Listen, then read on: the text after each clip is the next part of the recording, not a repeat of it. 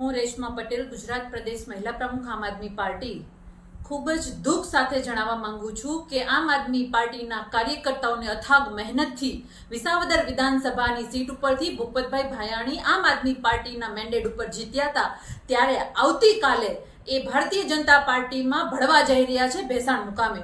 ત્યારે મારો સંકલ્પ છે કે આમ આદમી પાર્ટીના વફાદાર અને કર્મનિષ્ઠ કાર્યકર્તા તરીકે કે આ દ્રશ્ય અને આ પાપનું કાર્ય જે ભૂપતભાઈ ભાયાણી કરવા જઈ રહ્યા છે હું નહીં જોઈ શકું.